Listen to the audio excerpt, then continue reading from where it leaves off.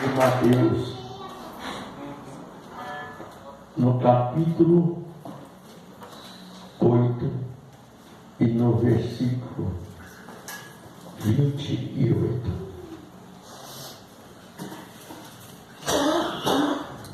Os endemoniados lá no título lá.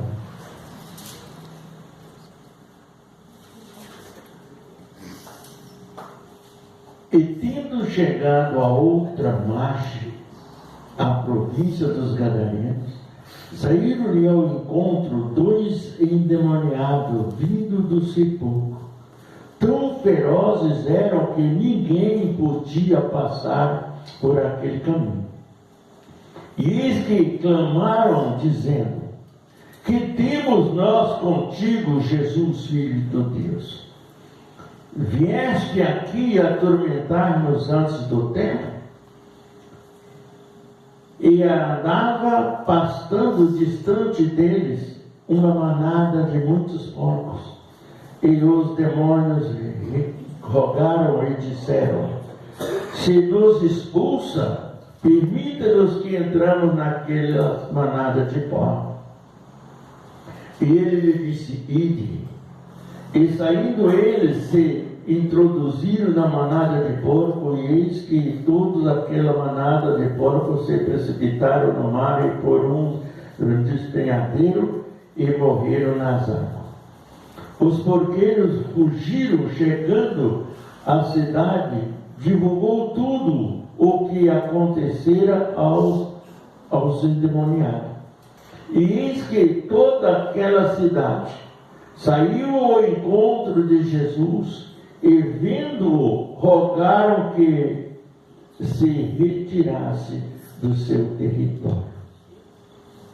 Glorioso Deus, eterno Pai, manifesta o seu poder e ensina-nos a tua palavra. Amém? Senhor Jesus, aonde quer que esteja na face da terra uma pessoa, filha, mãe, preocupada, pessoas, meu Deus, que não têm saída, pessoas, Jesus, que estão enfermas, que estão, meu Deus, com problemas na justiça, em toda a área da vida dele, aonde quer que esteja um, Senhor, sejas tu, meu Deus, a defesa, sejas tu a cura, a libertação, a saúde e a paz na vida de cada pessoa, seja ele, meu Deus, cristão ou não, porque no amanhã, aquele que não é, pode ser ainda. Amém? Que Deus abençoe. Olha, irmão, podeis tomar seus assentos. A vida do homem sem Deus é uma vida complicada. Amém? Quando as pessoas não têm Deus, ele não se importa com aquilo que Jesus faz. Nesta cidade dos Gadarenos, havia muita gente. E muitos eram bem de vida. E a riqueza daquela cidade era criações de porcos. Então tinha homens preparados para cuidar dos porcos. Às vezes as pessoas cuidam das coisas ruins e não cuidam das coisas boas, né? Então o que eles fizeram? Jesus tomou uma decisão, atravessou Jordão e foi ao encontro daquela cidade. Amém? Por quê? Porque ali naquela cidade havia 2 homens que moravam dentro do cemitério. E eram totalmente endemoniados e ferozes. Porque no corpo daquele homem havia milhares e milhares de demônios. Então, Jesus, entrando na cidade, quando ele começou a chegar no caminho, antes de chegar no sepulcro, eles saíram do sepulcro. Eles saíram de lá do cemitério e foram ao encontro de Jesus. E de longe ele já gritou para Jesus: Jesus, vieste nos atormentar, que temos nós contigo? Viesse nos atormentar antes do tempo? Por que ele disse viesse nos atormentar antes do tempo? Porque ele sabe que na vida de Jesus, na fim de todas as coisas, é o tempo final deles. Então ele sabe o tempo, ele sabia que ia ter um tempo em que Jesus viera arrebatar a sua igreja e salvar o seu povo, né? Como eram os demônios que dominavam o corpo daqueles homens, então eles foram de encontro de Jesus e disse: vieste nos atormentar antes do tempo? Se nos expulsa daqui, permita então que nós entramos naquela manada de porcos. E havia muitos porcos naquele lugar. Jesus disse: ide. Não precisa muitas palavras para Jesus resolver um problema. Não precisa muitas palavras para nós alcançarmos uma bênção de Jesus. Então o que eles fizeram? Entraram naquela manada de porcos. E entraram muitos demônios em cada porco daquele. E os porcos avançaram, desesperaram e caíram no penhasco e caíram no mar, nas águas. E lá eles morreram afogados. Então, o que ele fez? O dono, aquelas pessoas que estavam cuidando daqueles porcos, voltou para a cidade correndo. Porque ele nunca tinha visto uma coisa dessa acontecer. Ele escutou tudo que Jesus, ele viu tudo que Jesus fez.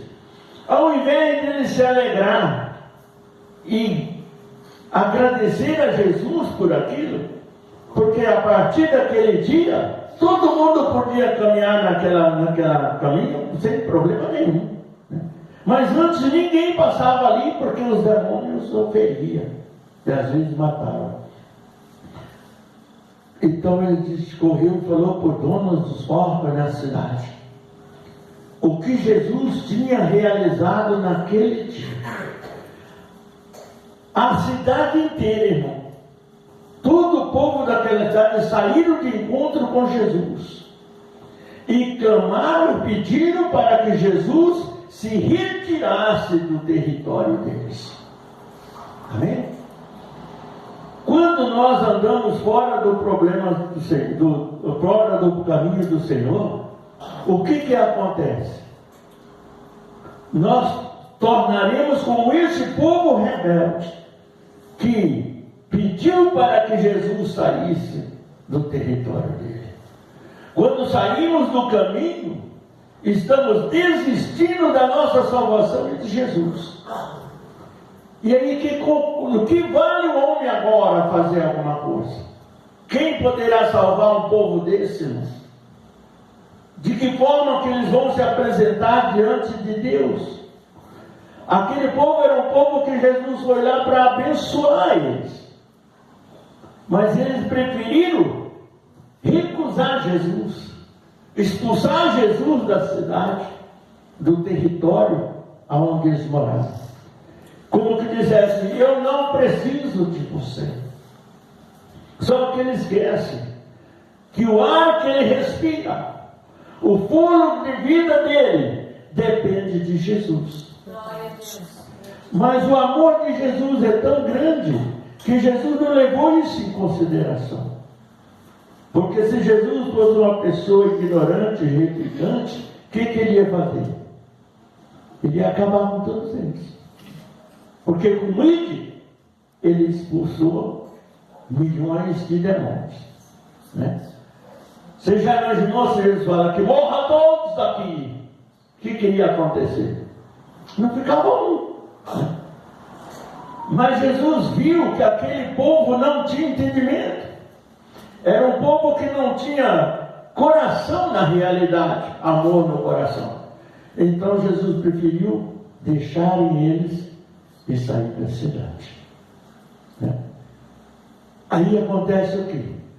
As coisas começam a acontecer de uma forma grande. Mas quem foi que provocou o desastre na terra do Gadareno? Foi aqueles 2 homens do sepulcro? Não. E quem foi que praticou o maior erro? Foi a cidade. Quando o homem se distancia de Jesus, ele fica sozinho. Jesus não mata ele, não. Jesus não tira o fôlego dele, não. Mas Jesus deixa ele ao léu. E quando Jesus afasta, o diabo encosta. Né? Aí as coisas mudam. A salvação daquele homem é impossível. Por quê? Porque eles rejeitaram Jesus. Jesus foi até eles, mas eles não aceitaram. Né? A Bíblia diz que Jesus disse: eu vim para os filhos de Israel, e eles não me aceitaram. Né? Por que eles não aceitaram? Porque existe, hoje no mundo que nós vivemos, nós sabemos que os povos de Israel, os judeus, até hoje esperam Jesus chegar, Jesus nascer. Eles não acreditam que Jesus já veio. Só que eles são um povo temente a Deus. A grande parte deles temente a Deus. Por quê? Porque eles sabem que eles têm a promessa. Só que ele não acredita que Jesus já veio, porque Jesus nasceu de uma mulher pecadora. O que ele não entende é que o milagre que aconteceu no nascimento de Jesus. Jesus não foi feito pelo desejo do homem. Jesus não foi criado por uma relação entre homem e mulher. Jesus é fruto dos céus. É o Filho de Deus, é a promessa que Deus nos deu. Amém. E essa promessa nós recebemos muito antes, irmão. Há muito tempos atrás, através dos profetas do passado, muito antes do Novo Testamento. Amém. Nós recebemos essa promessa. Aleluia. E o Senhor Deus deu a promessa aos filhos de Israel desde a fundação do mundo. Daquele tempo para cá, o Senhor vem colocando as mãos e defendendo o seu povo. E quantas vezes se rebelaram? Por que o Israel, na época, sempre se rebelava contra Deus? E saía dos caminhos. Deus castigava e eles voltavam. Por que eles voltavam? Porque eles tinham uma promessa, eles conheciam a promessa, porém ele via que estava fora da promessa, voltava. Só que passava mais um tempo, ele se rebelava de novo. Entendeu? Porque não tinha aquela segurança. Mas Deus foi cobrando, foi realizando sonhos e projetos, e propósitos, e promessas, e bênção, prosperidade, tudo, até que veio Jesus. Quando veio Jesus, aí já o problema era só Jesus e o povo. Aí é que as coisas começaram a ficar mais difíceis para Jesus. E mais difícil para eles entenderem. Por que ficou difícil para eles entenderem? Porque na época eram os profetas. Agora passa-se 400 anos, nasce um sujeito, né? Como eles dizem, né? Nasce uma pessoa e aquela pessoa vai governar o mundo. Era difícil deles entenderem e aceitar. Mas só que eles esqueceram que lá no livro de Isaías, no capítulo 9, versículo 6, ele diz o quê? Um menino nos nasceu, um filho nos deu. E todo ele estava sobre os seus ombros. E o seu nome será maravilhoso, conselheiro, Deus forte, Pai da eternidade e príncipe da paz. Essa promessa já veio que ele menino ia nascer. Só que ele não falou se era para nascer, tinha que nascer de quê? De uma mulher. Só que não podia ser qualquer mulher. Porque até o local onde Jesus ia nascer foi revelado e foi falado, foi profetizado pelos profetas do Velho Testamento. Então, eles receberam aquele menino como um problema para eles. É tanto que Jesus perseguiu os próprios sacerdotes, que eram os homens religiosos, foi quem perseguiu Jesus. Foi quem levantou todo mundo para perseguir Jesus. Isso começou por quê? Porque ele não entendia e não queria ser dominado, governado por uma criança que nascesse de uma pessoa, de uma família pobre. Porque naquela época, quem era rico tinha ganhador. Quem não era rico não tinha valor nenhum. E Jesus nasceu de uma família pobre. Quem era José? Carpinteiro. José pai, cuidador de Jesus, né? A Maria mãe real de Jesus. Então, como ele nasceu de uma mulher, ele não queria entender, de hipótese alguma, que aquele menino poderia ser o Filho de Deus. É isso que ele não entendia. E é isso que eles se levantaram. Só que quando Jesus começou a operar milagres, fazer a obra, pregar a palavra, ensinar a lei, ensinar o evangelho, ensinar tudo, muitos alcançaram a graça, muitos entenderam, mas os sacerdotes, que eram os principais para ajudar o crescimento, não fizeram, né? Porque ninguém faz as coisas sozinho, nem Jesus fez sozinho, né? Ou fez? Não. Jesus precisava fazer a obra. E ele sabia que ele tinha o tempo que o Pai ia levar ele de volta para o céu. Então o que ele fez? Escolheu 12 discípulos, a qual ele entregava a responsabilidade dele, né? Fez mais 70 discípulos. Olha bem, no dia que Jesus pregou um sermão forte, né? Tem crente que você pega uma palavra forte para ele vai embora da igreja e não volta mais. Ah, o pastor pregou isso para mim, não, a pessoa prega, a palavra pega a gente quando a gente precisa. Amém? Quando Jesus pregou um sermão corregedor, né? Dentro daquilo que era real, eles falaram, duro é para nós ouvir essa palavra. E foram saindo, deixaram. Ficaram Pedro, Tiago, João, Mateus, os discípulos ali, os 12 que ele escolheu. Até Judas saiu junto com os outros. Então Jesus disse, vós quiseres ir também? Jesus não se intimidou com a saída deles. Vós também quereis ir?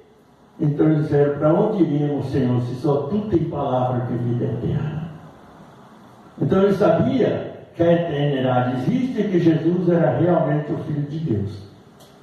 Mas os sacerdotes, que eram os religiosos, que eram os principais, para poder entender e ajudar a Jesus na obra, não, tornaram-se perseguidores até chegar a mandar crucificar o Senhor Jesus. Só que tem um detalhe: tudo aquilo que aconteceu já estava escrito pelos profetas. Você entra no livro de Isaías, de Jeremias, de Ezequiel, você vê tudo isso que aconteceu com Jesus, está escrito lá, né? Então, eles não entendiam. Por quê? Porque eles não alcançavam e não estudavam a palavra do Senhor Jesus. Aí então Jesus disse no sermão dele, examinai as escrituras que ela de mim testifica. As escrituras não é só o Novo Testamento. A escritura é de Gênesis a Apocalipse.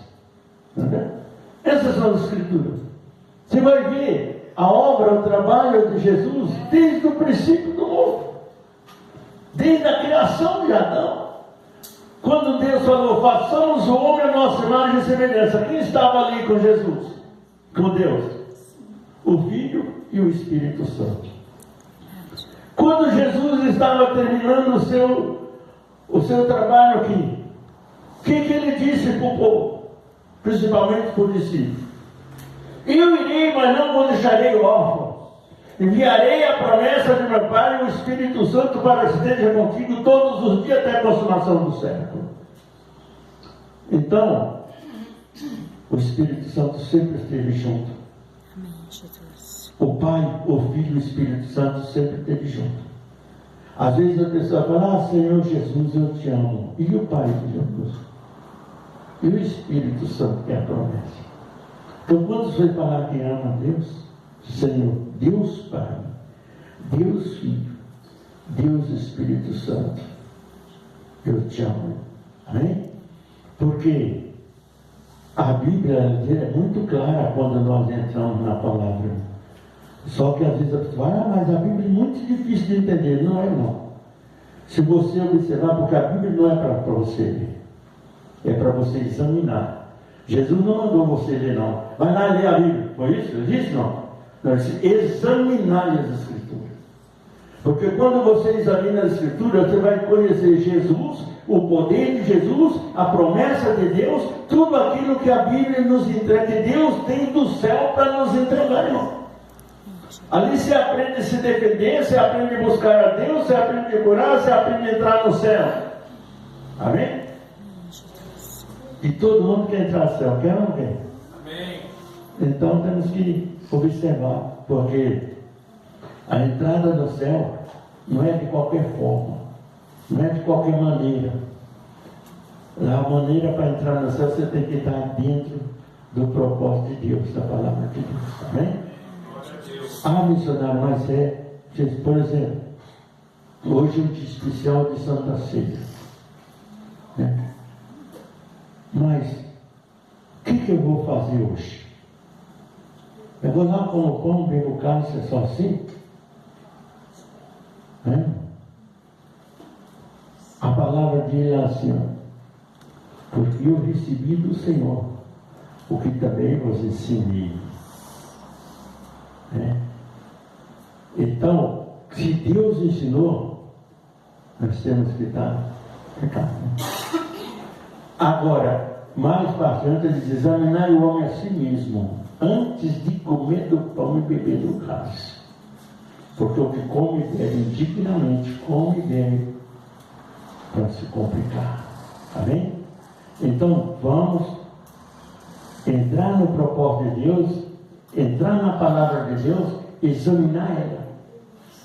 Hoje é um dia, irmão, que para nós participarmos do corpo e do sangue de Jesus, nós temos que orar.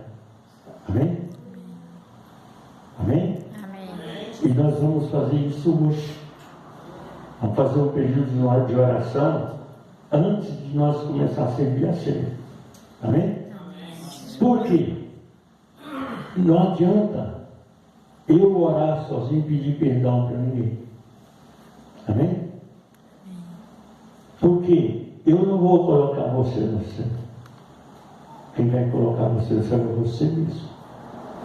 Está entendendo? É nós que temos que fazer isso. Porque eu não sei o que o povo pratica. Eu não sei o que eles fazem. Né? Mas Jesus sabe.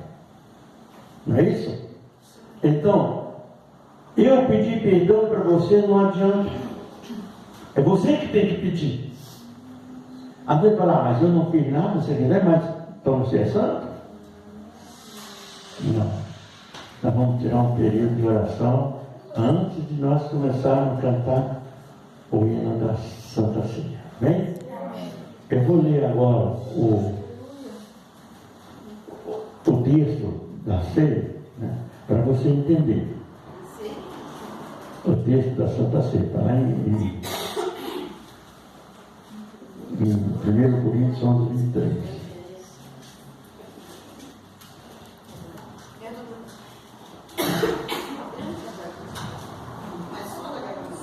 Olha bem. Porque eu recebi do Senhor o que também vos ensinei. Que o Senhor Jesus, na noite que foi traído, ele tomou o pão e, tendo dado graça, o partiu e disse: tomai e comei, isto é o meu corpo que é partido por vós. Fazei isso em memória de mim. Semelhantemente, também depois de cear, ele tomou o cálice, dizendo: esse é o cálice do Novo Testamento do meu sangue. Fazei isso todas as vezes que beberes em memória de mim. Aí diz: porque todas as vezes que beber este pão e comer este cálice, estará anunciando a morte do Senhor até que ele venha. Portanto, qualquer que comer este pão e beber este cálice do Senhor indignamente, será culpado do corpo e do sangue do Senhor Jesus.